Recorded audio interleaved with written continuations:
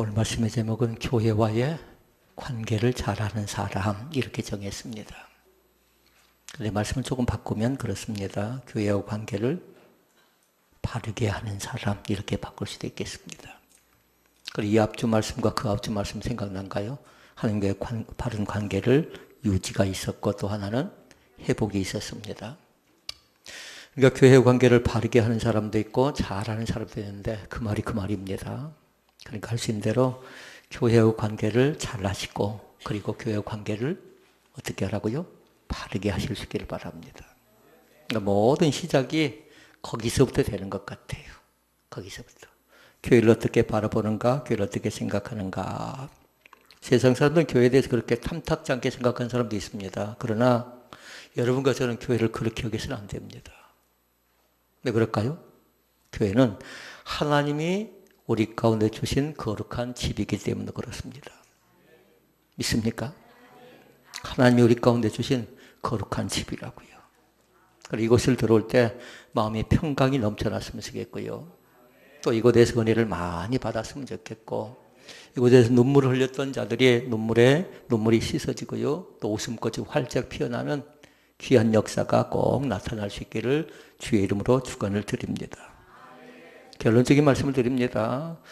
교회를 잘 섬기는 사람, 교회와 관계를 바르게 하는 사람은 뭐냐면요. 특징이 세 가지가 있답니다. 하나는 뭐냐면요.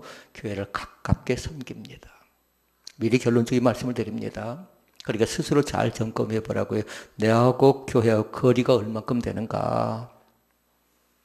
뭐 집과 교회의 거리 얘기하는 것 아니고 우리 마음의 거리 얘기하는 겁니다. 교회와 나와의 거리가 어느 정도 되는가 가깝게 섬기라고요. 형식이 제일 위험하답니다. 습관이 제일 위험하답니다. 형식적으로 교회 다니면 안 되고요. 습관적으로 교회 다니면 안 돼요. 항상 가깝게 섬겨서 그곳에 가면 나는 뭔가 받을 것 같아요. 뭘 받아야 돼요? 은혜를 받았으면 좋겠습니다. 은혜를 받았으면 좋겠어요. 아이들을 통해서도 은혜를 받았으면 좋겠고요. 오늘 또 기도를 통해서 은혜 받았으면 좋겠고 찬양을 통해서 은혜 받았으면 좋겠고 말씀을 통해서 은혜 받았으면 좋겠고 결과는 뭐예요? 예배를 통해서 은혜의 도가니로 여러분을 다시 한번 초대합니다. 머뭇거리지 마시고요. 깊이 들어오셔서 주님과 친밀한 교제를 나눌 수 있기를 주의 이름으로 축원을 드립니다. 결론적인 말씀 첫 번째 드렸어요. 교회를 가깝게 섬겨라 라고 했고요. 두 번째 말씀이 있어요. 두 번째는 뭐냐면요. 다른 것 아니라 교회에 관심을 많이 가지라고요. 관심을. 우리 주변에 어려운 이웃들이 많지요. 어려운 이웃들이. 그 어려운 이웃들이 왜 어려운가? 왜 고통을 당한가? 왜 저들이 눈물 흘리고 저들이 왜 저렇게 슬퍼하며 낙담하는가를 생각해서요. 그건 다른 것 아니라 관심이래요. 관심. 약한 자에 대한 관심을 교회에서는 항상 잃어서는 안 될 것 같아요. 그러니까 교회는 두 가지가 있답니다. 교회 안이 있고요. 교회 밖에 있는데 안의 생활만 잘하는 사람은요. 그렇게 많은 점수를 줄 수가 없어요. 그러니까 교회는 뭐가 있어요 또? 밖에 있다고요. 그러니까 교회 안은 다른 것 아니라 철저하게 훈련받는 장소예요. 경건 훈련하시라고요. 그리고 그것이 바로 공동체 훈련이답니다. 그런데 교회 밖의 훈련은 뭐냐면요. 섬김과 나눔의 훈련이에요. 얼마만큼 내가 이곳에서 경건을 통해서 또 나름대로 받은 바 은혜를 통해서 내 것을 가지고 가서 섬길 것인가 나눌 것인가 교회 밖의 생활은 굉장히 중요합니다. 왜 그럴까요? 우리는 삶 자체를 교회 안에서 살고 머무는 시간 한계가 있어요. 1시간이라는 때로는 2시간이라는 3시간이라는 그런데 우리는 세상 가운데 나가서 어떻게 합니까? 하루 온종일 살아갑니다. 그러니까 교회 밖은 어쩔 수 없어요. 때로는 힘들어도 섬기고 어려워도 섬기고 때로는 내 자신이 가난해도 내 것을 가지고 나누기 위해서 예를 쓰고요. 테레사 수녀가 계셨습니다. 그런데 이분이 한 번은 미국에서 간증을 합니다. 자기가 체험했던 것을 미국에서 간증을 하는데 한 여성이 찾아와서 얘기합니다. 나는 오늘 저녁에 죽으려고 한다고. 이유가 있습니다. 살 소망이 전혀 없대요. 앞이 전혀 보이지 않는다라는 겁니다. 아무리 참고 견뎌도 살아갈 이유를 모르겠고 삶의 의미를 발견할 수가 없고 허무감 속에 사로잡혀서 잠자려고 하는데 도무지 잠도 이루어지지 않고 밥맛도 없습니다. 라는 거예요. 그래서 죽으려고 한다라는 거예요. 그래서 그 수녀가 그렇게 얘기했습니다. 그 여성의 얘기를 뭐냐면, 나에게 시간을 좀 주고, 그리고 내가 섬기고 있는 곳이 있는데 그곳에 가서 조금만 같이 지내자라고. 그래서 그 여성을 데리고 어디 갔냐면 인도의 캘커타로 갑니다. 거기서 한 달 동안 수녀가 했던 그 모습을 그대로 다 따라서 합니다. 아픈 환자가 있으니까 병원 데리고 가야 됩니다. 또 위험한 곳이 있습니다. 그것을 또 정리를 해줘야 됩니다.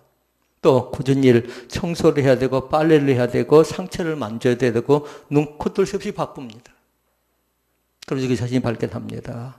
그 전에 자기 자신이 너무나 시간을 허송했다라는 거예요. 시간을 너무나 낭비했다라는 겁니다. 그러면서 세 가지를 발견해. 하나는 뭐냐면 내가 너무나도 나만을 생각했다라는 거예요.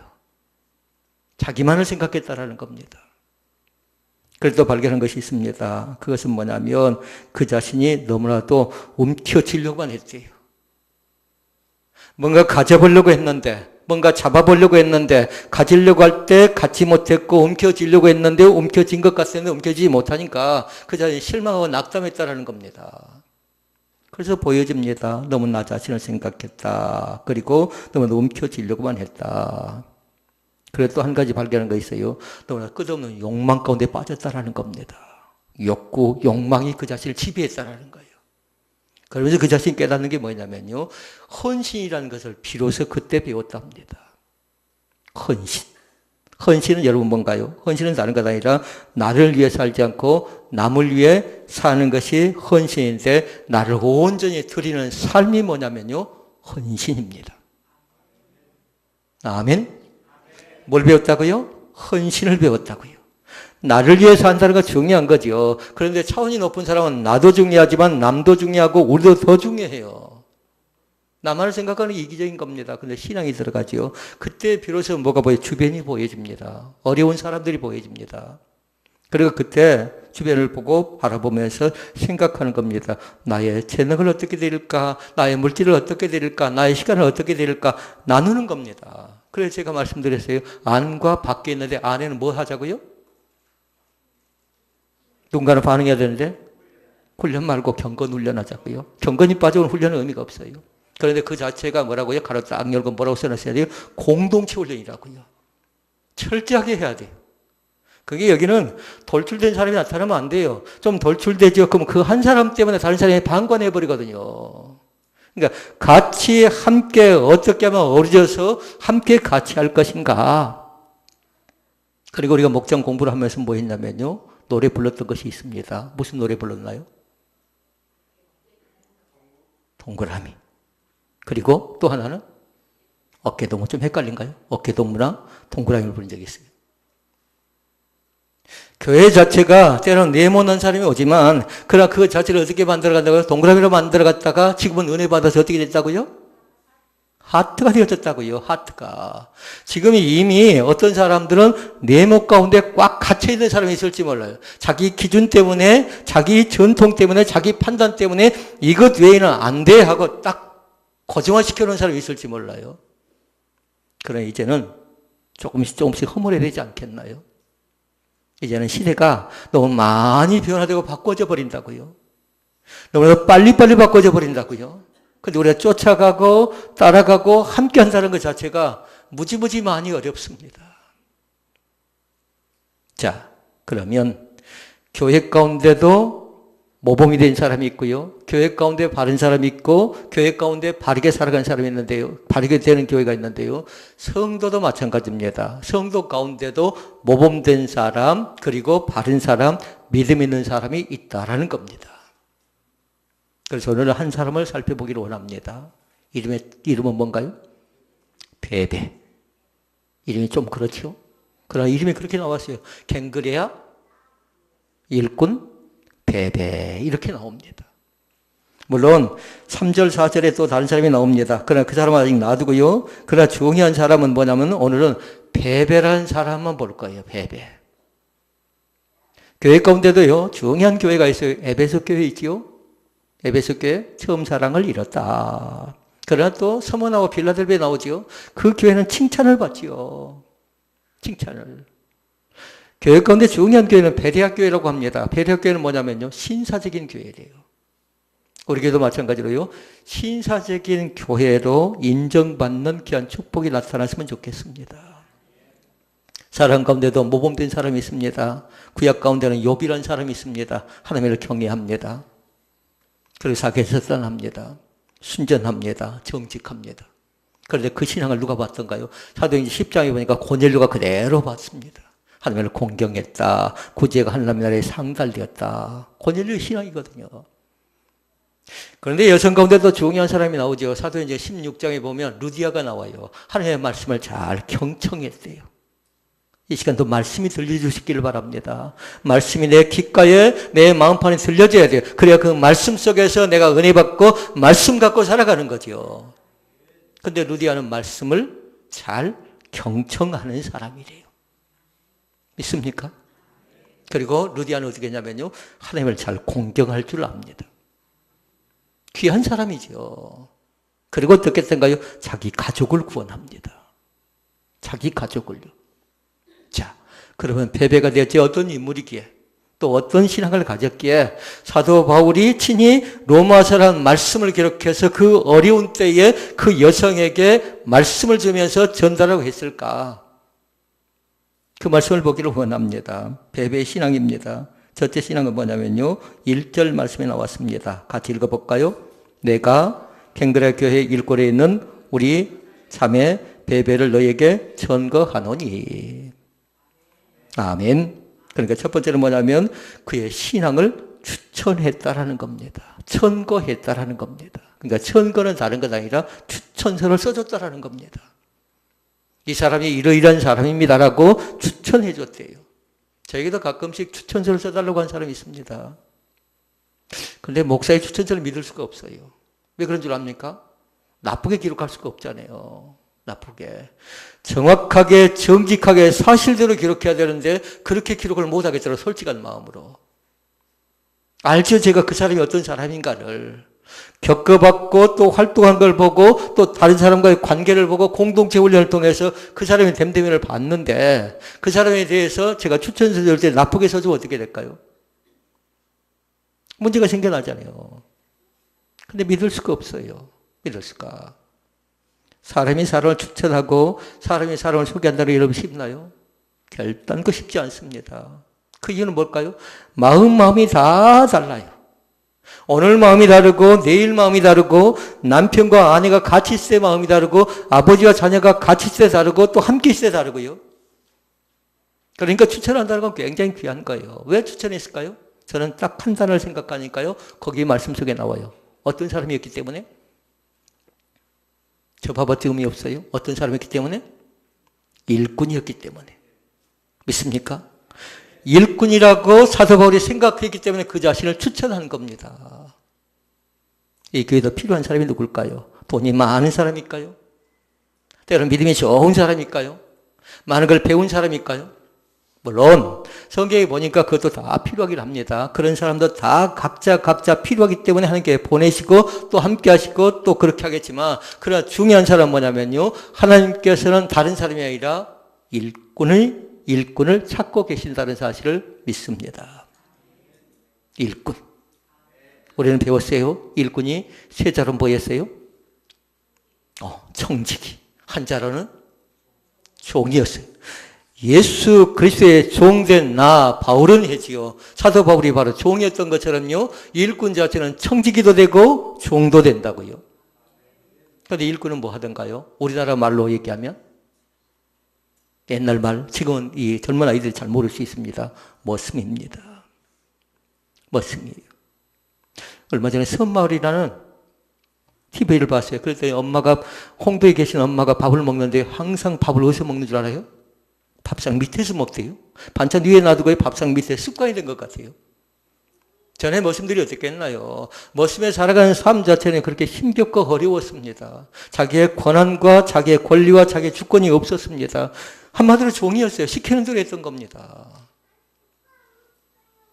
그런데 오늘 말씀 속에 보니까 추천하고 있지요. ken그레아 교회 일꾼인 그 사람을 추천합니다. 이제 스스로 한번 살펴봐야 돼요. 나는 과연 하나님 앞에서 어떤 사람인가? 나는 과연 하나님 앞에서 어떤 사람인가? 저도 몇 가지 쭉 정리를 해봤어요. 보니까요, 어떤 데는 열심히 있어 보여요. 이 가운데는 열심히 있는 사람도 나타났으면 좋겠어요. 그런데 중요한 건 뭐냐면요, 자기를 향한 열심 말고요, 하나님을 향한 거룩한 열심이 여러분 가운데 있었으면 좋겠습니다. 아멘. 하나님을 향한가, 누구를 향한가 중요해요. 자기를 향한 열심은 뭐예요? 내가 했는데 하고 자랑하지요. 나는 했는데 너는 못했지라고 깔보고 무시하고 그 마음이 우리 가운데 있는 겁니다. 그런데 뭐냐면요, 하나님 앞에 열심 내는 사람은 그렇지 않습니다. 이름도 없이 빛도 없이. 그러니까 지역사회를 섬길 때 우리는 어떻게 하라고 했어요? 갑자기 지역사회 가니까 그러네요. 빛이 나타나고 소금이 나타나고 미랄이 나타나야 된다고 했어요. 왜냐하면 하나님이 그렇게 보셔요. 이 교회가 지역을 향해 나갈 때에 빛의 역할을 감당하고요, 그리고 맛을 내는, 우리만 좋은 것 아니라 그들에게 맛을 제공해서 살 맛이 나는 그런 세상을 함께 같이 만들어 가는 겁니다. 그 축복의 은혜가 있기를 원합니다. 열심 내는 사람, 헌신하는 사람. 또 한 가지가 있어요. 연말 되면, 또 추수감사가 다음 주일이래요. 반드시 뭐냐면요, 열매 맺는 사람이 되어졌으면 좋겠습니다. 열매 맺는 사람. 제가 추수감사 사진을 쭉 찍어본 적이 있어요. 교회들마다 어떻게 지낸가 쭉 보니까요, 여기에다 풍성하게 과일 상자를 차리더라고요. 고구마를 넣고 때로는 무를 넣기도 하고 또 감자를 넣기도 하고요, 햇곡식들을 여기다 쫙 앞에다가 진열을 하세요. 왜 그런 거 봤어요? 그건 다른 것 아니에요. 감사한 겁니다. 감사. 1년 동안 지켜주시고 도와주시고 살펴준 것, 함께 하신 것 감사하다라는 겁니다. 멸치를 하는 사람을 봤어요. 멸치가 3년째 잘 잡히지 않는답니다. 그래서 물었습니다. 왜 그렇습니까? 물었더니 태풍 때문에 그런데요. 3년째 태풍이 제대로 오지 않았답니다. 그래서 태풍이 와서 바다를 한번 다 헤집어줘야 된답니다. 그래야 멸치가 많이 잡힌대요. 근데 어항 자체가 좋지 못해서 지금 멸치가 많이 잡히지를 않는데요. 근데 우리 신앙도 마찬가지예요. 어려움을 겪어보면, 고통을 겪어보면, 아픔을 겪어보면 그 사람이 거기서 깨닫고 느끼고 말씀을 받는 귀한 은혜가 나타나야 될 줄로 믿습니다. 고난을 겪었는데 그 속에 발견하지 못하면 의미가 없는 겁니다. 왜 하나님이 나에게 이렇게 이 고난을 주시는가, 이 어려움을 주시는가, 다 뭐가 있을까요? 뜻이 있다라는 겁니다. 근데 그것을 발견하고 나오는 겁니다. 하나님 대체 왜 나에게 이 고통을, 이 어려움을, 우리 자녀에게 이 고통을, 이 아픔을, 이 슬픔을 허락하시는 겁니까? 라고 하면서 뭘 찾아내요? 뜻을 찾아내는 겁니다. 고난의 의미를 발견하는 겁니다. 그러면 그 속에 담겨져 있는 건 다른 건 아니라 고난 받는 것이 내게 유익이라는 말씀이 저절로 나오는 거지요. 그때는 알지 못했지만 이제 주의 윤례를 배우고 깨닫습니다라는 고백을 할 수가 있다는 거예요. 다시 묻습니다. 나는 하나님 앞에서 어떤 사람입니까? 열심만 내는 사람은 아닌가요? 또 하나님 앞에 나름대로 헌신하는 사람은 아닌가요? 또 나름대로 하나님 앞에서 열매 맺는 사람. 그러나 이것이 진실된 마음으로 열심도 나타나고 진실된 마음으로 열매도 나타나는 귀한 은혜가 우리 가운데 있기를 주의 이름으로 축원을 드립니다. 이것이 교회와 관계를 통해서요, 바르게 해 나가야 될 것 가운데 첫 번째 말씀이에요. 다른 것 아니라 이렇게 열심 내고 나름대로 주님 앞에서 인정받는 그 사람을 주님께서 사도 바울을 통해서 로마 교회로 뭐 하고 있다고요? 천거 추천하고 있다라는 겁니다. 그러니까 누군가는 나를 추천할 수 있는 사람이 됐으면 좋겠어요. 아, 그 사람 인정받을 수 있는. 제가 가끔씩 듣는 얘기가 있어요. 우리 교인들의 관계된 얘기를 밖에서 누군가가 안다면서 얘기를 합니다. 그래서 좋은 얘기를 합니다. 감사하더라고요. 감사해요. 그 때로는 좋지 않는 얘기를 들을 때 어쩌까지 썸짓할 때가 저거 소문나면 안 되는데. 우리 교인 전체사가 그렇지는 않는데. 사람마다 다 차별이 있잖아요. 다 다르잖아요. 어떤 사람 믿음이 좀 있는 사람도 있고 믿음이 좀 부족한 사람도 있고요. 항상 예수 그리스도 안에서 신혼 베델 교회의 교인됨을 인정하고 자부심을 갖기를 바랍니다. 어디를 가든지 간에. 또 여러분이 섬기는 교회 있죠? 여러분이 섬기는 교회를요, 존귀하게 여길 수 있기를 바랍니다. 자, 그러면 두 번째. 베베가 대체 어떤 신앙을 가졌을까요? 라는 겁니다. 베베는요, 두 번째는 다른 것 아니라 헌신하는 신앙을 가졌습니다. 이유는 있어요. 그 자신이 누구기 때문에? 일꾼이었기 때문에 그렇습니다. 헌신하는 신앙, 헌신은 다른 데 나타나는 것 아니에요. 은혜 받을 때에 헌신한대요. 은혜 받는 사람은 뭐냐면 꾸준히 한대요. 은혜 받은 사람은 다른 곳에 들어가지 않는데요. 화장실 가고요. 은혜 받은 사람은요. 설거지하러 간대요. 왜 그럴까요? 은혜 받았기 때문에 그런 거예요. 그러니까 교회는 두 종류가 있어요. 하나는 뭐냐면요.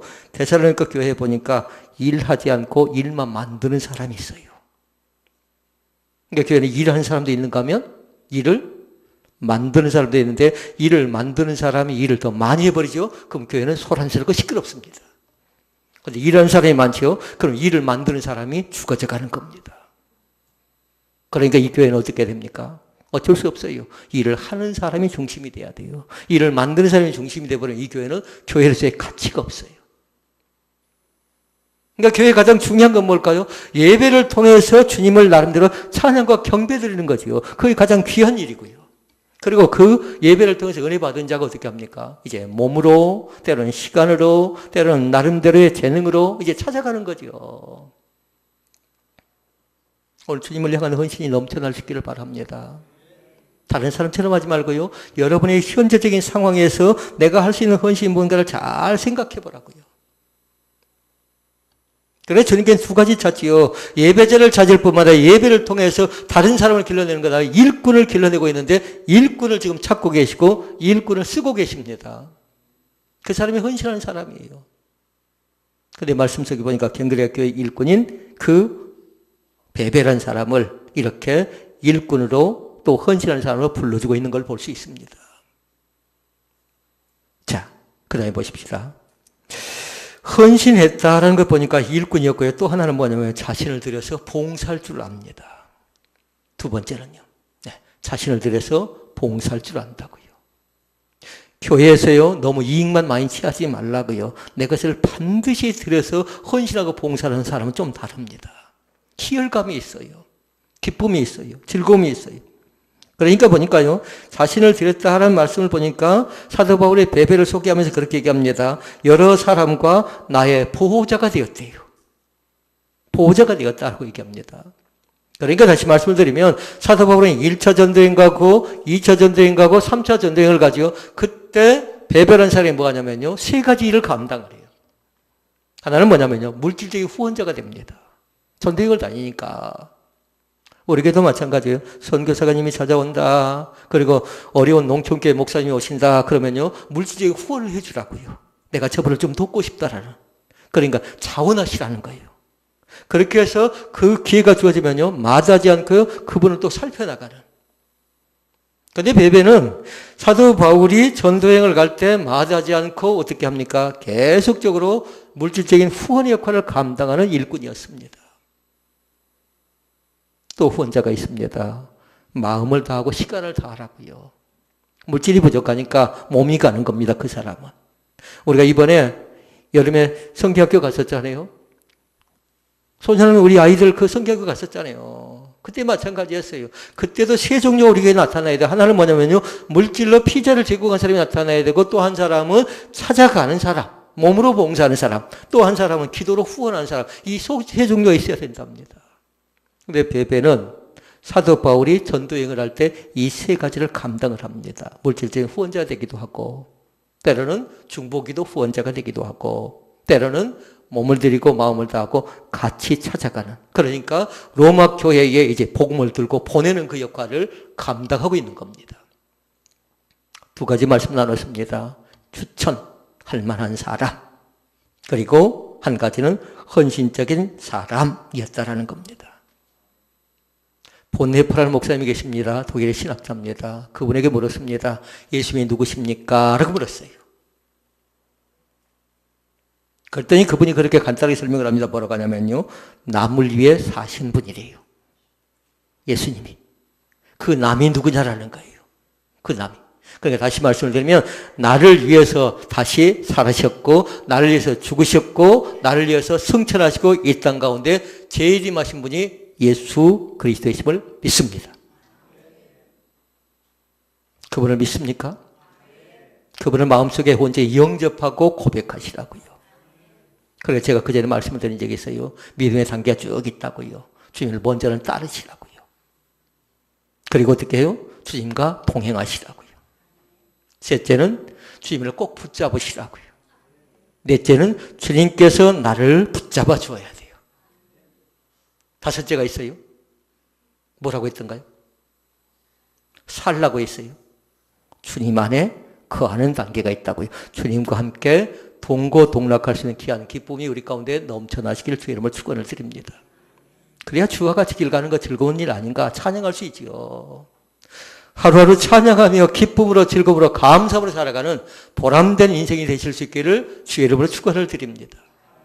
아무리 크나큰 집에서 아무리 넓은 땅을 가지고 있다 해도 그 마음속에 평강이 없다면 어떻게 될까요? 불쌍한 겁니다. 불쌍한 거라고요.